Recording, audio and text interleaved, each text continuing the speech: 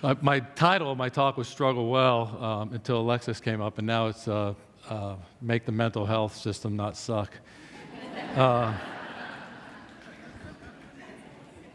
So just so you don't think it's some dumb bomb disposal guy standing down here on stage, I just want to make sure there's a couple quotes on these slides behind me. And the first one that came out in August of 2015 basically said that from the JAMA, from the most esteemed medical publication that we have in this country, that we need new and innovative treatments for PTSD. So let me just, quick thank you, Saul, and the BIF team for an amazing couple of days. I'm surrounded by people that are innovators and disruptors, and I love it. But to be here with this is just another form of energy for me that I feel like I've taken in, so thank you. Saul said, my name's Ken Falke. I'm a retired Navy bomb disposal guy. Retired from the Navy in 2002, started a counterterrorism consulting company for two reasons. One is I'd seen more bad leadership in the Navy than I had good, and I wanted to be my own leader. I found out real quick that no matter what level you are in a company, you're never the boss. You always have somebody who's in charge of you, customers or employees or somebody. But the second reason was that I really thought I could make a difference in what was happening. If you remember, around the time of 2002, right after 9/11, after a quick trip into Afghanistan, after the war kicked off, weapons of mass destruction were a big threat. That was my specialty in the Navy. And what I wanted to do was start a company that would go out and around the country and basically train this country to be prepared for the next attack. And our company kind of grew pretty rapidly. We had about 50 employees the day the first bomb went off in Iraq, killing 4 soldiers in an unarmored Humvee. And at that point in time, my company literally, no pun intended, took explosive growth, and we went from 50 to 500 employees. At the height of the war, we trained about 45,000 people a year that deployed into Iraq in some very sophisticated tasks, from looking for bombs to diffusing bombs to doing the forensics, the DNA, the fingerprints off of bombs, and trying to capture the people that were building those bombs. So what the hell am I doing in the mental health world? So in 2006, somebody knocked on my door and wanted to buy my company. I didn't really know what that meant. I wasn't a business guy. I had done a 3-year stint up at Harvard Business School in an executive education program, but I didn't know much about selling companies. So we waited a few more years. The offers kept getting better, and finally, it really sounded appealing to me, and we sold the company in 2008 for a lot of money. And I'm not bragging, I just want you to know that the humble beginnings of a coal miner's kind of son and where we ended up financially allowed us to do what we're doing today. In 2010, I left the company. As in most sales, things don't always go the way you plan, and afterwards, and I left the company in 2010. I had this idea of going back to Harvard and doing an MBA. I was 50 years old at the time, and my daughter got pregnant. She was in college, and my life changed because I was excited about being a grandfather. So I did a local program at Georgetown University in public policy with this vision of going back into the Pentagon and maybe working in the business of wounded warrior care, because the wounded warrior problem was getting to be huge in the Washington, D.C. area where I live. Just to give you a little perspective into the mental health side of this thing right now, so 125 Americans a day take their own lives, suicide. 22 of those, give or take 0.4, are veterans. 800 million people in this world are suffering with mental health issues. My guess is if I ask you to raise your hands, nobody in here doesn't know somebody or hasn't been affected by the downside of mental health issues, including myself. I joined the Navy because I left high school to play professional ice hockey. I went to Texas, thinking the further away I got from the Canadians, the better chance I had. And I couldn't have been more wrong. I stayed in Texas for a year, working in an ice rink, running youth and adult hockey leagues and the things that you do in ice rinks, driving Zambonis and shooting pucks through windows, those kind of things. And I knew there had to be something better. I was making $800 a month in Texas. My life was good. I felt really good about myself. But my dream wasn't there. And as I started thinking back to the best parts of my life, It was things like Boy Scouts. My mom died when I was 7 years old. So I had a great life for the most part. My dad remarried 2 years later. We had this great family. But there was something missing, and I wanted to do something. My grandfather was a career Army. My dad had been in the Army and got out and became a cop in D.C. during the 60s. And all my mentors, my bosses, my scoutmasters, everybody, my teachers, my guidance counselor in high school jumped into Normandy, parachuted into Normandy. I mean, I had all these great military influences, and I thought, I got to be that guy. So I go down to the recruiter, and I go down there, and next thing you know, I've joined the Navy, and I'm ready to go. So I joined the Navy, enlisted in 1981. My pay went from $800 to $531.50 a month. I've never been a great mathematician. But the good news was the Navy gave me 3 meals a day and put a roof over my head. So I get into the Navy. My career's not going exactly the way I'm going, and I meet this guy, and I get recruited into this bomb disposal community. And I remember asking him, I said, this really sounds dangerous. And he goes, yeah, I think it is, but you can make it. You can make it. So I joined the Navy. I'm a bomb disposal guy. In 1989, I'm going through parachute training. All the services have bomb disposal. If anybody saw the Hurt Locker, you kind of know what bomb disposal's been like over the last 17 years in Afghanistan and Iraq. It's all been about bombs, IEDs, improvised explosive devices. But in the Navy, we have 2 unique missions. One is we're all divers in the Navy because we also clear mines out of the ocean, train dolphins how to do that. We do some really cool stuff in the Navy.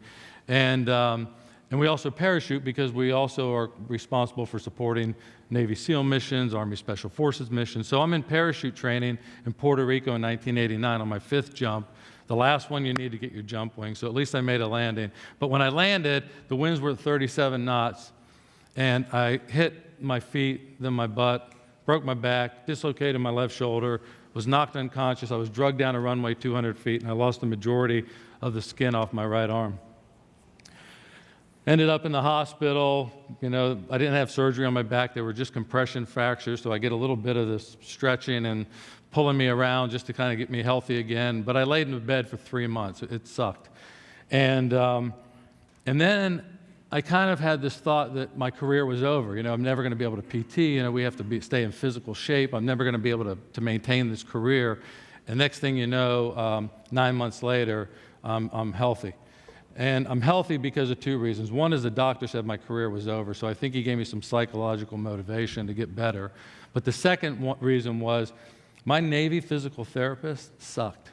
It was a young girl, and no disrespect to her, but she was right out of training, and she didn't know what she was doing. I'd lay on this bed, they'd hook these electrodes up to my back, they'd shock me, I'd walk out, they'd give me a bottle of Motrin 800s, what we used to call in the Navy vitamin M or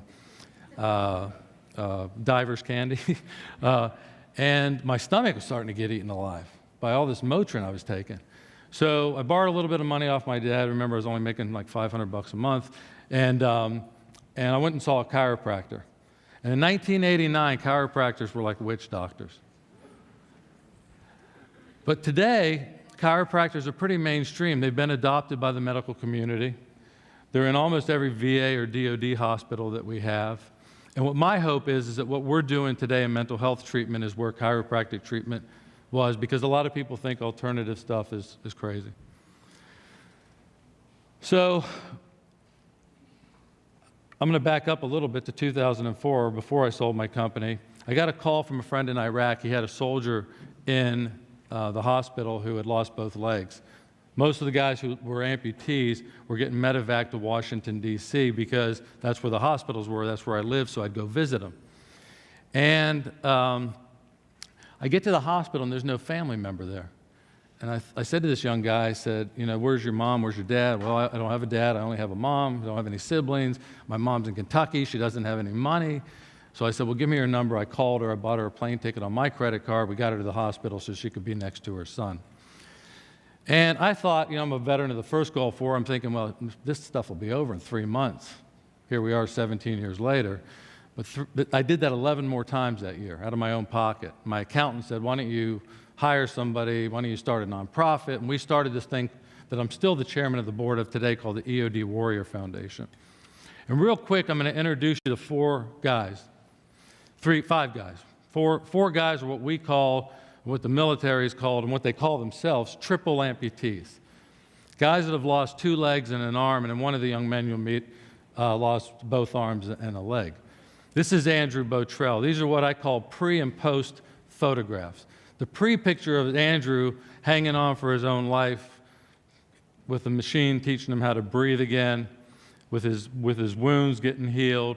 And the other picture was Andrew there with a flag over his shoulder standing in front of the EOD Memorial, where we've placed 133 names since the war started of bomb disposal guys that have been killed in action, and women. We've had over 225 severely wounded like Andrew, and we've had, as of last week, we've outpaced our numbers in killed in action and suicide. I call that Andrew's post-traumatic growth photograph. This is Tim Brown. Tim lost both legs and an arm. He's an amazing young man. This is Joe Deslauriers, U.S. Air Force EOD, in the hospital there with his beautiful family. This is Chris Walker. Chris is what they call a reverse triple amputee. He lost both arms and a leg, riding a horse out at my ranch in Arizona. And then bang, I'm thinking, what could get worse than 3 limbs? In comes Taylor Morris. He lost all 4 limbs.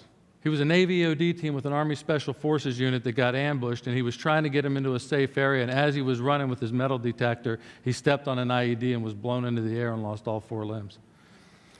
That gas sign wasn't put there for Taylor, but he thought it was pretty funny. But we were out at Cal Poly trying to work with some mechanical engineering students on some advanced prosthetic work for Taylor, and I saw that sign and I said, "Dude, you got to stand by that, and we got to get a photo."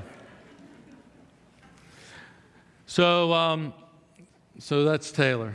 So I go home from school after meeting Taylor and his family. I said to my wife, "We got to do more. I don't know what more is, but we got to do more." And a couple nights later, I come home from school at Georgetown, and my wife and 2 of her friends are sitting at the dining room table drinking wine. I knew I had no business going in that dining room. And I go in, and they said, "Hey, we got a great idea for you." I said, "I'm going to bed. I don't want any ideas from drunk ladies." So they said, "No, really, sit down." So they had this idea. I live in this beautiful house. I have a 100-year-old farmhouse on the mountains of Blue Ridge Mountains in Virginia. We had 200 acres of land.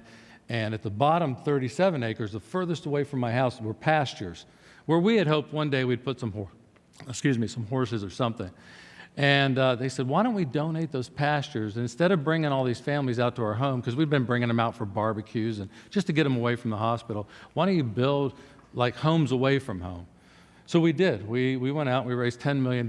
We built the nation's first privately funded wellness center. It's not just for bomb disposal personnel, it's for any and all combat veterans. But I'm on this one particular weekend retreat, and this young lady's sitting there. It's a caregiver retreat, and caregivers are mostly the wives of these young guys who have lost limbs.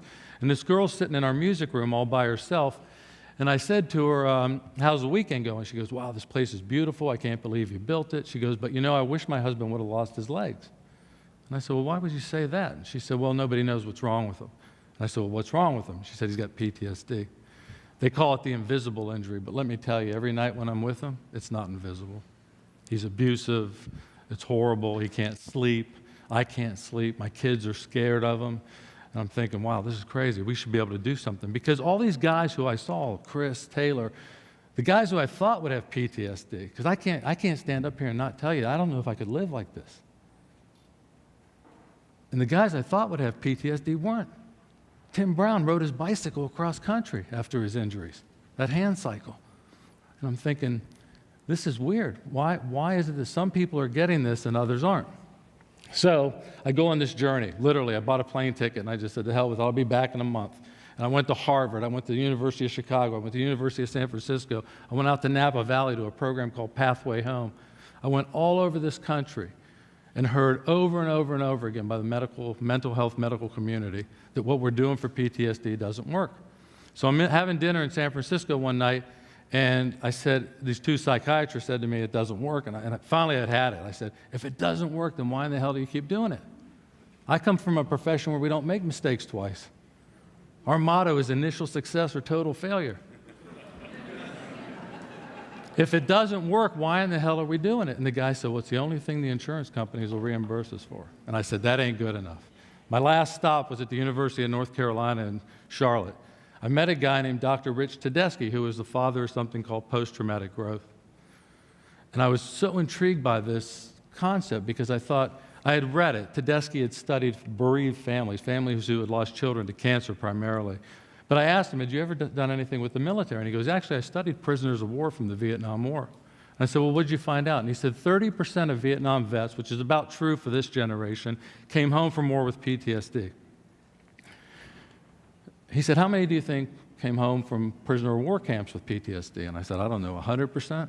I'm a combat veteran. I've been through SEARCH school, which is kind of the school where they teach you what to do if you get caught and how not to get caught. And he said, no, it wasn't 100%. And I said, 50? And he said, no. I said, 30? He said, no. And he holds up 4 fingers and says, 4. So I'm thinking, in my mind, there's nothing worse on the battlefield than getting captured and tortured. How in the heck can it only be 4%? Now my brain's thinking it. And he said, without even hesitation, he said it was their training. I'm thinking, well, maybe we're onto something now, because I'm kind of an expert in training. I've trained lots and lots of people over the years, and I'm thinking, well, maybe we can train people how to live a meaning and productive life in the aftermath of trauma, rather than going through therapy and really never getting better. Because if you look at the medical model of therapy, it's really all about teaching us how to live with reduced symptoms. You're suffering with depression or anxiety, I'll medicate you, I'll talk to you for a little while, and hope you get from here to here. And that's success. But that wasn't what I was seeing with Taylor Morris. It wasn't what I was seeing with Tim Brown. I was seeing symptoms go down, their pain symptoms, their mental system, but I was seeing this growth that was going through the roof. And that's what I thought we could teach everybody. Because what we believe wholly is that everybody, no matter who we are in this room, everybody's life is a sine wave. Everybody. We're going to have ups and downs. And how do we get through that sine wave in a livable pattern?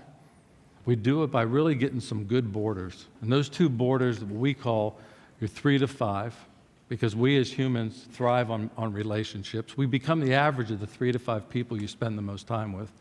If you're spending 3 to 5, your 3 to 5 people you're spending the most time with are drunks, you're going to be a drunk.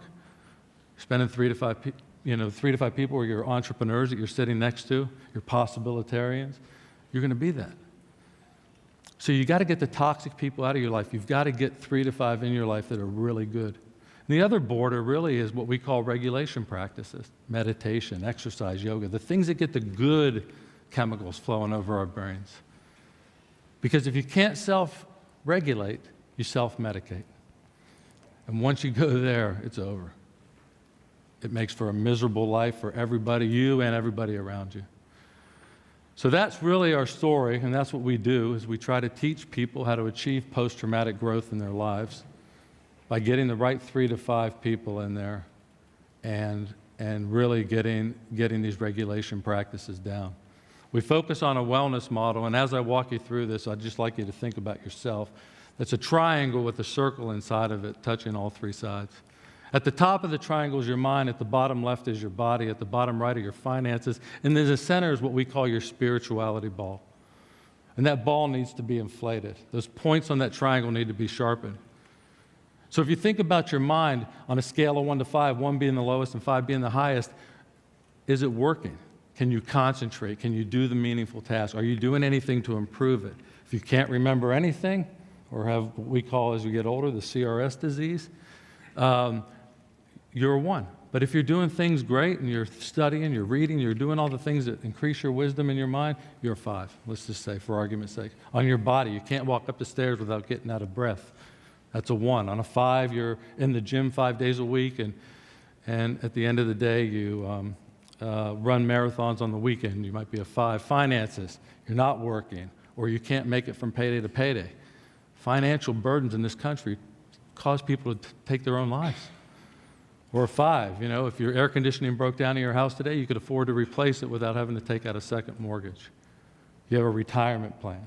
And in the center of the spirituality ball, and I define spirituality in a non-religious sense, which is service to others and relationships to others, are you doing something for somebody other than yourself? Because even though the triangle is the strongest geometric shape that we know, If you don't inflate that ball, what's around that triangle is your ego. And not that all ego is bad, but just ego is not good. If you're not doing something for somebody else, it's going to collapse. And that's what we're doing. We're trying to teach people how to live this meaning and productive life in the aftermath of trauma. I'll tell you one quick joke because I'm way over time. But it's these two Wall Street guys, Guido and Tony. They love to hunt in the fall. And Guido and Tony go up to their cabin when deer season opens. And the only way to heat this cabin, it's 30 degrees up in the mountains of New York, and the only way to heat this cabin is with firewood. So they start to cut the firewood for the day and get ready for the night and ready for their week of deer hunting. And Guido's over there chopping, and it's 30 degrees. And by the end of the day, he's got his shirt off, and he's sweating, and his wood pile's going like this. And every time he looks over at Tony, Tony's sitting on a log, but Tony's wood pile's like twice as high as Guido's. So at night, they're in the cabin, and they're doing their second most favorite thing, which is having a bourbon before they go to bed. And Guido sips his bourbon and looks over at Tony. He says, "Tony, I just don't get it." And he says, "Well, what don't you get?" He said, "Well, every time I looked at you, you were sitting on this log, and you weren't doing anything, but your firewood pile was just getting bigger and bigger than mine." He says, "What the hell were you doing?" And Tony takes a sip of his bourbon and turns to Guido, and he says, "I was sharpening my axe." We talked about the cleaver yesterday a little bit, and the meat in the room, but remember, the points of your triangle have got to be sharp, and in the center of that triangle has got to be inflated. That's all I have. I'll leave you with this one last quote because I think it's really relevant. This is the guy who ran our National Institute for Mental Health. He said, "The question I've been wrestling with are we somehow causing increased morbidity and mortality with our interventions?" I think so. Struggle well.